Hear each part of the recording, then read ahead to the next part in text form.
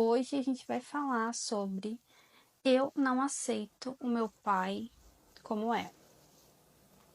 E isso é algo muito comum. Eu não aceito como ele é, eu não aceito a forma com que ele conduz a sua vida, eu não aceito o que aconteceu lá no passado, como ele me tratou, como ele trata a minha mãe.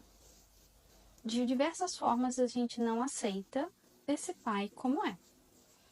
E quando eu estou nesse movimento, eu estou também no movimento de não vida. Lembra que eu falei que a vida vem da fonte, pai e mãe. Se eu me afasto da fonte, se eu não quero me conectar com a fonte, eu também estou me desconectando da vida. Então, eu estou no movimento de não vida. Quando eu me desconecto do pai, eu também não recebo esse fluxo da vida e, consequentemente, a minha vida não vai fluir de forma saudável, de forma próspera, de forma harmônica. Então, várias coisas vão sendo acarretadas a partir desse ponto. Às vezes a gente acha assim, eu só quero olhar pro meu pai e tá tudo bem. E dali pra frente eu acho que isso não vai afetar em nada, vai afetar sim, ok? E afeta muito. Só que na maioria das vezes a gente está numa programação inconsciente. A gente está sendo conduzido por algo que a gente não vê. 90% dos nossos comportamentos, crenças, valores, sentimentos, traumas estão a nível inconsciente. Só 10% é consciente. Já vamos, né, raciocinando por aí quanto esse inconsciente conduz a nossa vida. Abrir essa caixinha do inconsciente e começar a olhar o que eu preciso curar, que por muito tempo eu neguei, reprimi em relação a esse pai. O que está adoecido ali? Então, esse pai, ele nos deu a vida. É o único pai possível pra gente. Pelo menos nessa vida, é o único pai possível. Nossa mãe poderia ter encontrado outra pessoa, mas talvez nós não estivéssemos aqui. Então, independente do que aconteceu depois, na sua história com ele, ou a história dele com a sua mãe, seja quem for, é o único pai possível para você. É a única combinação possível para que você venha aqui, nessa terra, nesse momento, é esse pai e essa mãe. E de alguma forma, esse pai, ele deu um sim para sua vida. Ele falou, eu vou contribuir para que ela possa nascer. E ele contribuiu. Então, esse momento dessa contribuição, desse sim que ele dá para sua vida, é essencial. Bert Helling fala isso. A vida, esse sim que eles dão para você, essa permissão para que você venha à vida através dessa contribuição deles, é o essencial. Muitas vezes o pai, ele não vai ter mais do que o essencial que essa vida para nos dar.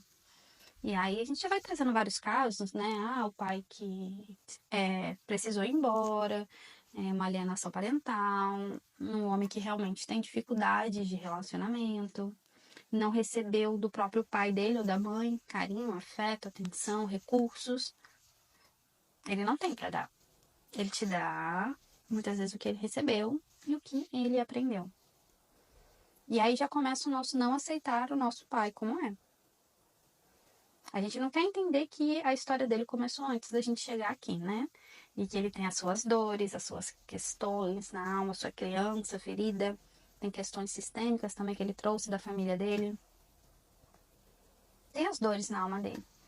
Então, quando a gente está na nossa criança ferida, a gente não quer olhar para isso. A gente quer apontar o dedo, achar defeito, julgar e colocar muitas vezes ele como vilão da história. Eu só consigo olhar para ele, para as dores e cargas dele, entender que existem coisas mais antigas ali que fizeram ele se tornar o que é quando eu estou no meu adulto.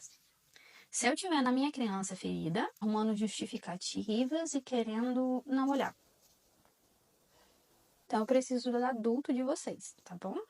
Que chegue aqui e possa encarar isso tudo que muitas vezes não é fácil.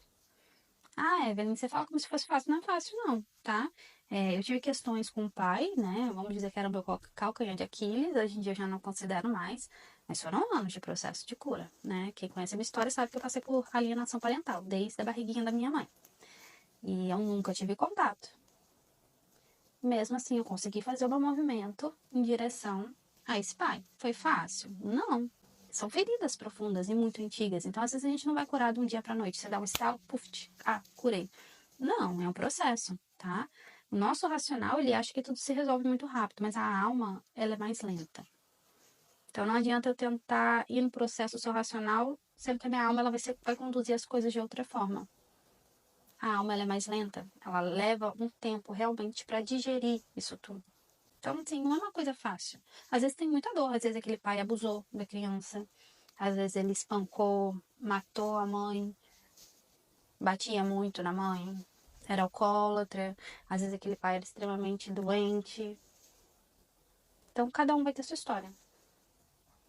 E mesmo que a gente olhe assim e não ache que foi tão grave, cada um vai vivenciar de uma forma diferente, tá? Então a gente não pode diminuir a história do outro também. Falar, ah, não, mas ele não passa por coisas tão difíceis, mas machucou a alma daquela criança, machucou a alma dele. Para ele pode ser muito difícil, sim, tá? Então, independente da história que qualquer um teve com esse pai, em algum momento machucou, tá? Tem pessoas que chegam para constelar e falam assim: ah, minha relação foi perfeita, não aconteceu nada na minha infância.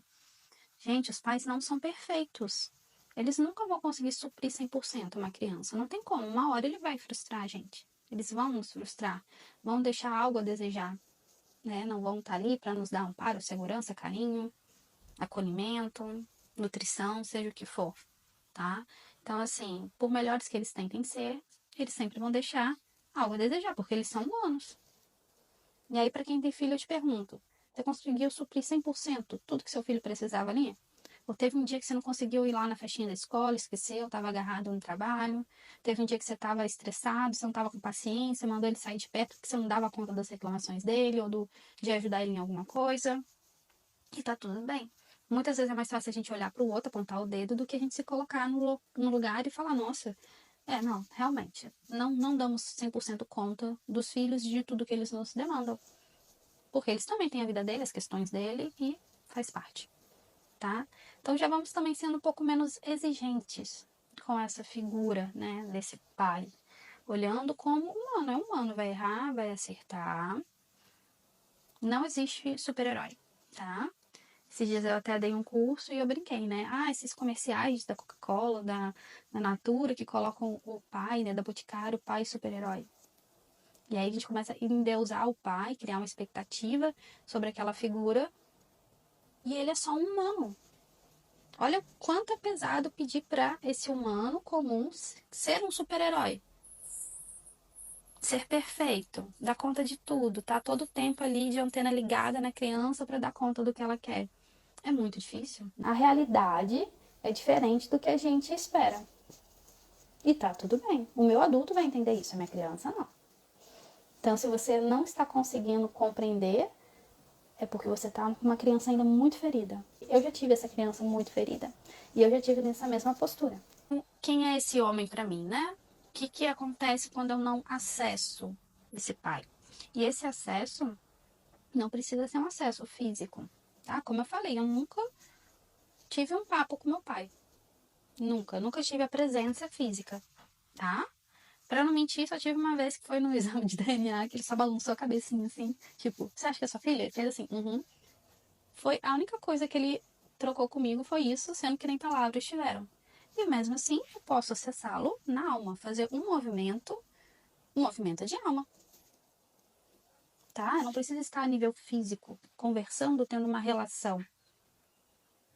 Na minha alma, eu acesso a vida e eu acesso essa figura que é ele, de forma energética, tá?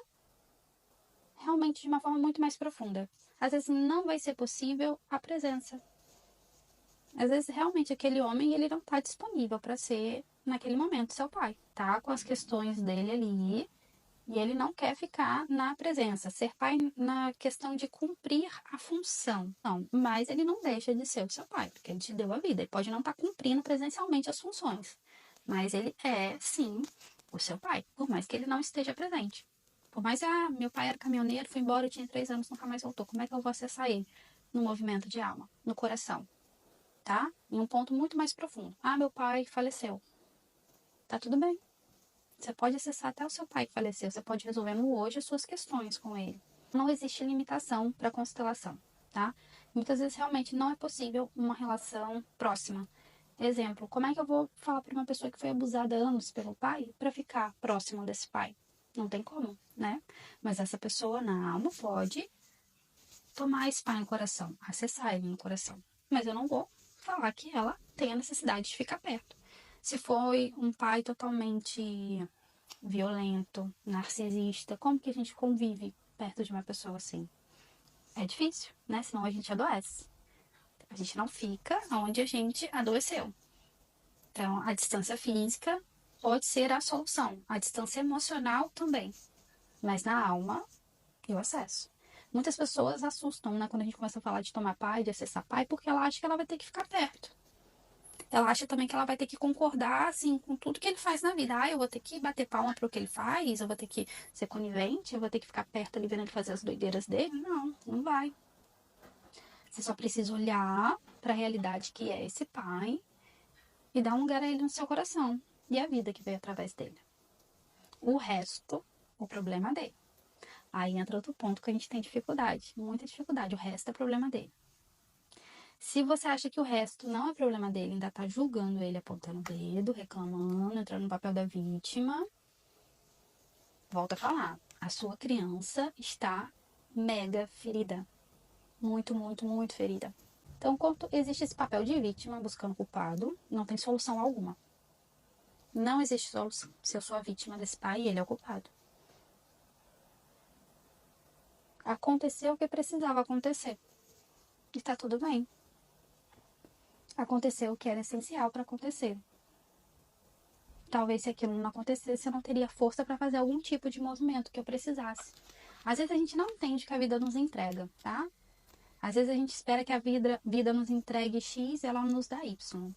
E a gente não aceita o Y que ela nos dá, né? Então ela vai entregar pra gente o que a gente precisa para crescer, para evoluir.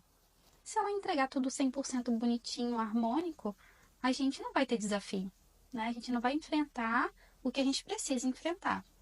E aí a gente vai chegar na vida real, né? Que tem vários desafios e a gente vamos ser o quê? Pessoas extremamente frágeis, porque foi tudo 100% lindo, 100% doce, harmônico, e eu não consigo olhar para um desafio.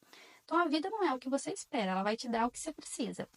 E aí a gente já começa a embargar as coisas, porque a gente não quer, não, eu não quero o que a vida vai me dar, eu quero o que eu espero que eu quero, né? O que eu imagino que tem que ser. Muitas vezes o nosso destino, ele vai entregar desafios que a gente precisa viver. E que a gente talvez não esteja, vamos dizer, querendo, né? Mas a gente precisa. E aí já vem um olhar maduro também para a relação com esse pai, né? E eu gosto de contar essa história.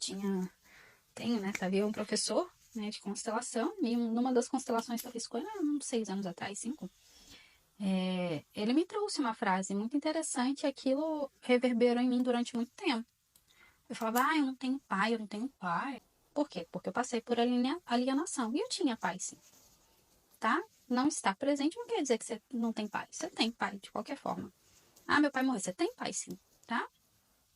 E aí ele falava, olha, Evelyn, você tem pai. E a questão da distância não diminui, né? A importância dele na sua vida. E tinha uma parte que ele falava assim, que ele me criou. Eu falava assim também, ele não me criou, né? Eu falava assim, pai é quem cria. A gente tem essa crença, né?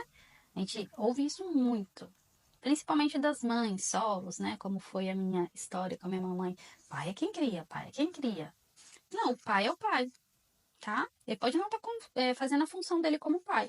Independente dele estar ali te criando ou não, ele é seu pai. E na verdade ele te criou, né? Porque ele criou a sua vida.